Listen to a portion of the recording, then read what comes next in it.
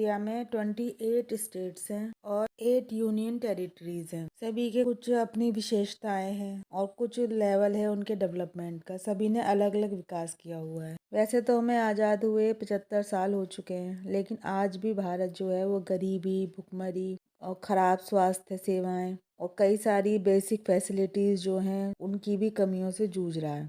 आज अगर हम राज्यों की और जो हमारे केंद्र शासित प्रदेश हैं उनकी कई तरह से तुलना करते हैं, चाहे वो सामाजिक आर्थिक हो, चाहे वो विकास के सूचकांक हो, तो हम ये पाते हैं कि सब ने धीरे धीरे विकास किया है। कुछ ने ज़्यादा विकास किया है और कुछ ने कम विकास किया है और सभी अपने विकास में नए नए कीर्तिमान स्थापित कर रहे हैं। लेकिन अगर इम्प्रूवमेंट की बात करें और सारी जो स्टेट्स हैं और जो यूनियन टेरिटरीज हैं उनकी आपस में हम तुलना करें तो उनमें बहुत सारे डिफरेंस पाए जाते हैं।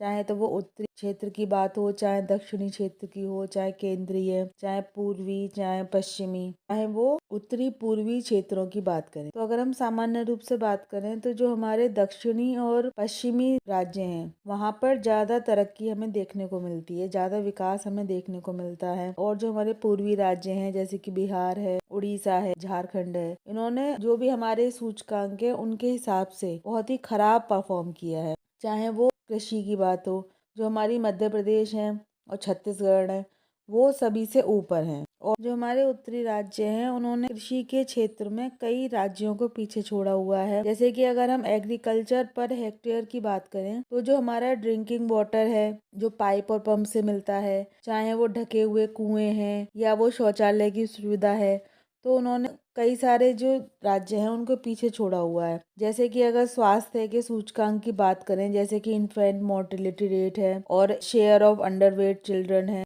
तो इन्होंने सबको पीछे छोड़ा हुआ है। अगर हम उत्तरी राज्यों की ही बात करते हैं तो पंजाब और हिमाचल प्रदेश वो सबसे ज्यादा ऊपर रैंक करते हैं, जबकि उत्तर प्रदेश जो है वो काफी नीचे है। और बहुत सारे जो हमारे उत्तरी पूर्वी राज्य हैं उन्होंने बहुत अच्छा परफॉर्म किया है, चाहे वो श्रम में महिलाओं के योगदान की बात हो, चाहे वो शौचालय सुविधाओं की बात हो। अब अगर हम इंडस्ट्रियल ग्रोथ की बात करें तो जो महाराष्ट्र है और तमिलनाडु है वो काफ़ी ऊपर दिखाई देते हैं, क्योंकि वहाँ पर इन्वेस्टमेंट बहुत अच्छा हो रहा है और जॉब की अपॉर्चुनिटीज़ यहाँ बहुत अच्छा है। और जैसे कि बिहार है या उत्तर प्रदेश है तो ये अभी भी गरीबी और जो भी उनकी बेसिक इंफ्रास्ट्रक्चर है उनकी कमियों से जूझ रहे हैं। जैसा कि हम सब जानते हैं कि केरला में जो है साक्षरता दर बहुत ऊपर है और वहाँ पे हेल्थ केयर सिस्टम भी काफ़ी अच्छा है। और गुजरात ने भी बहुत ही अच्छी प्रोग्रेस दिखाई है, जैसे कि वो रिन्यूएबल एनर्जी की बात हो या फिर इंफ्रास्ट्रक्चर डेवलपमेंट की बात हो। अब चाहे इन सब कमियों की बात हो या असमानता की बात हो, जो हमारी भारतीय सरकार है वो काफ़ी काम कर रही है और ये जो भी गैप है इनको भरने की कोशिश कर रही है। जैसे कि प्रधानमंत्री ग्राम सड़क योजना ने काफ़ी सारे कार्य शुरू किए हैं ताकि जो ओवरऑल डेवलपमेंट है वो सभी स्टेट्स में समान रूप से हो सके और सभी स्टेट जो हैं वो अच्छी तरह से डेवलप कर सके। अगर हम एचडीआई की ही बात करें तो जो केरला और गोवा है इन्होंने 1990 में 0.55 क्रॉस कर लिया है और जो भी बाकी स्टेट थी वो यहाँ पर 2019 तक पहुँची हैं।